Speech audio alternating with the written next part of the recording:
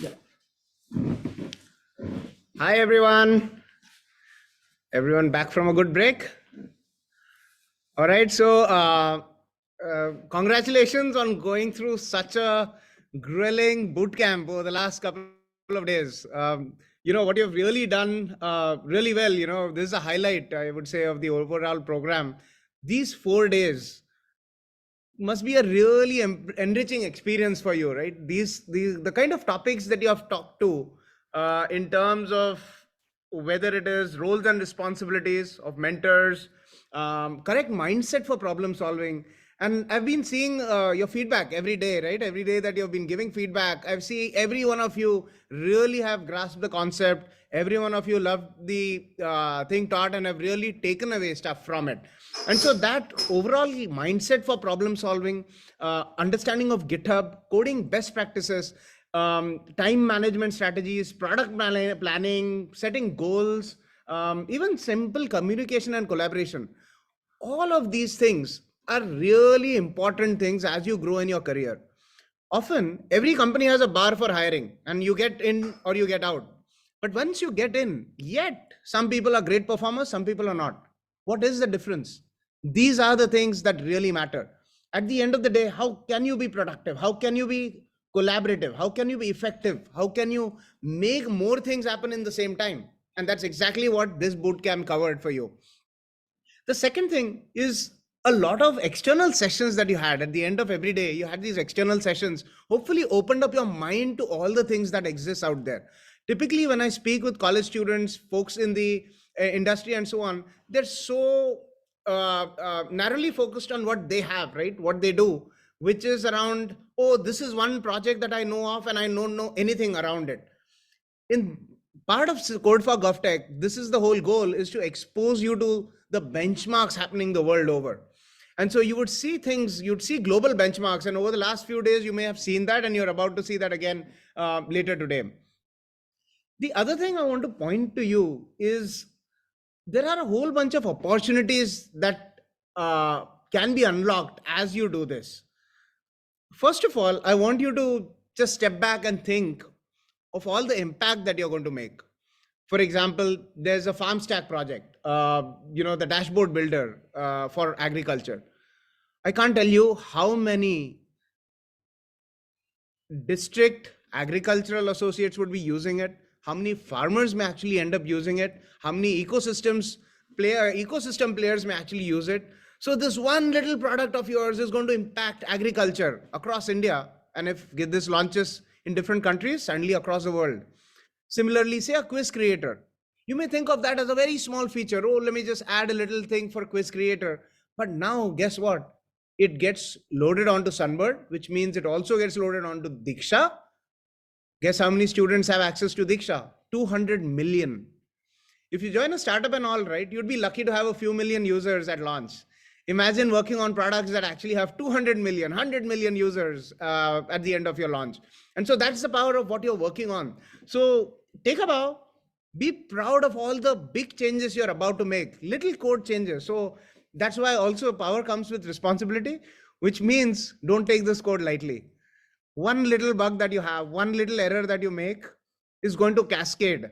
So tomorrow, when let's say you're fixing, you're kind of building out, let's say the Loyancy standard in Help India lab tests, for the healthcare side. Now, suddenly, if you make a mistake there in that standard, it's going to cascade to anyone who installs that software. Anyone using that standard is going to get messed up. Why? Because you made a mistake. And so be very, very careful. What you're doing is perfect. Have that standard global bar, because you'd be surprised 10 years from now, you'd be seeing your product used in different ways that you couldn't imagine. The other one is overall, you're going to be learning a lot of these things. So at a minimum, right, you would say, hey, I'm going to get a lot to learn. So I'm going to get this 2 month of coding period, and then I have a mentorship, and then I get an experience thing. I'm getting a stipend. That's like a bare minimum. I wouldn't even consider it as something that you should be really proudly taking away. That's great, great, take that away. But that's a minimum. What I really am excited for you to take away from this is being able to understand skills that don't even get taught in 4-year degrees. So, for example, all product companies, when we used to hire at Google, or you take a Microsoft, Adobe, Amazon, any of these product companies, they do have a data structures interview, right? And so everyone prepares for data structures, right? Code chef and 1 star, 2 star, 5 star, 6 stars, everything goes on. And then you think, oh, I got through data structures. I'm an expert. I'm 5 star on code chef. I'll get through. But you don't get through. What's the reason? The second interview in many of these companies is something called a system design interview, a system design architecture kind of interview, where you have to actually figure out what are the building blocks that will make this system come alive. Questions thrown out are, okay, if you have to create a YouTube, how do you create a YouTube? What are the components you would need? And now suddenly you're stumped because you were trained to know HTML, or you were trained to know Java, and you were trained to know Android. Now suddenly, how do I design YouTube? What are the building blocks? What are the open source components that would make up YouTube? As part of Code for GovTech, you're going to get exposed to so many open source building blocks that would enable you to create these jigsaw puzzles with ease. So as you're trying to understand your task or your part of the project, I would encourage you to kind of zoom out and look at the systems view, the system design view. What are the components in the system? Why do these components exist? How do these components interface with the other components? And what are the interfaces there? Are those standards? Are those standard interfaces? Are they hard coded? Is it decoupled? Are these federated? All of these are terms that you would learn, but I'll tell you, once you go through this once, you will ace any kind of interview on system design henceforth. Not to mention, of course, you'll build better systems. The second I would really like to see it with you is, as you work on your projects, there is no more satisfaction and pride than to be a maintainer of an important project. If you are able to, and what better to do that, you're going to spend 2 months with this project, remember? And the fact that you've gotten selected, you've already probably spent a month with this project, fixing some small bugs and so on. So now you probably know this project pretty well in and out. Aim to become a maintainer of this project in the next 1 year. Over the next year, continue that engagement, right? This is just a 2-month thing. It's just a starter. It's a guided tour to show you what the power of open source is, power of DPG is. But being a maintainer on a project takes your resume to the next level, takes your capability to the next level. So highly encourage you to have that kind of a goal in mind, to say, I'm doing this now, but I'm going to be such an owner. Take ownership of everything. Questions come in, respond to them quickly. Someone else wants to contribute, great, facilitate their contribution. You have a new idea beyond what you do, submit a RFC on issues and encourage feedback. Do all of these things, demonstrate that you can be a trustworthy owner of it. I tell you, in the DPG world, we are begging for good maintainers to step up. And if you can be one, that's great. Last time, out of 10 projects, multiple projects, the actual person who was actually contributing, right, fresh out of college, suddenly became maintainer of that same code base. And that's huge. Then next, I want to again point to the importance of understanding of the software landscape. Every 6 months, things change. So 6 months ago, there was no ChatGPT. So there was no prompt engineering. There were certain things that we just assume, oh yeah, we can do it with generative AI. Those didn't exist. Similarly, 5 years ago, using verifiable credentials wasn't there. Vaccine certificates weren't with verifiable credentials. Everything was on paper, pen and paper. And today we are saying we'll get digital passports. We never had a digital rupee. Blockchain did not exist 10 years ago. And suddenly now we have digital rupee. I don't know how many of you have bank accounts and have actually loaded up digital currency, a digital rupee on your phone. Every bank is now whitelisting users for it. And just now, the governor of the RBI, just yesterday or day before, said CBDC is going to be the future of currency. If you have not actually experienced it or understand how it works, you're not going to be able to be part of the future, and you are the youth who are going to take us there.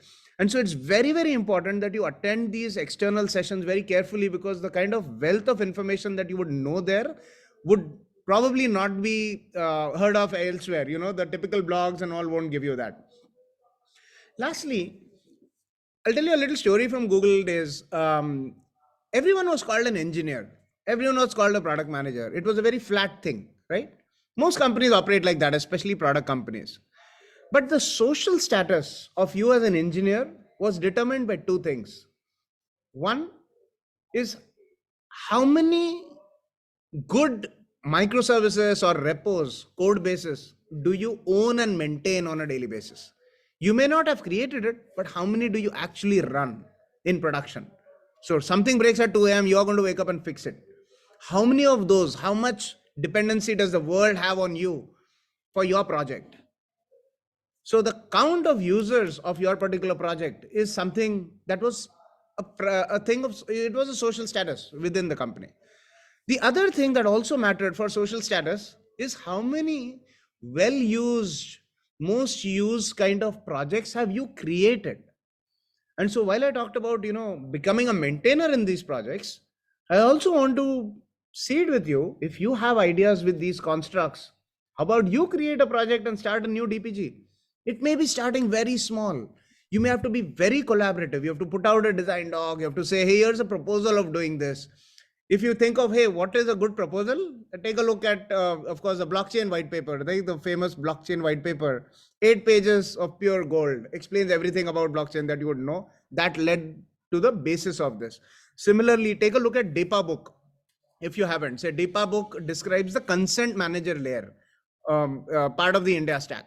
And so just search for DEPA, Digital Empowerment Architecture, DEPA book. And you'd get that blue, the DEPA book, beautifully explained thing. If you can start imagining those in the next 5 years, who knows? The next big DPG may actually be created by you. And so each of these little things can turn into something really big that you're proud of. So I'd really like to close by telling you, each one of these are magnitude changes. So back in the 18th century, steam engine just revolutionized the way industry worked. Then came computing and mobile. And today is coming the world of federated, modular, configurable, scalable population scale systems on one hand, and deep technologies like blockchain, zero knowledge proofs, artificial intelligence, generative AI, and so on the other hand. A combination of these is going to truly transform the way we actually live the world. And guess who's going to do that? Not oldies like us. It's you. You next generation are going to actually take us forward. So I look forward to actually seeing things that you build in the next 10 years and proudly use it, knowing that all of you actually build this in open source and not did it in a proprietary order.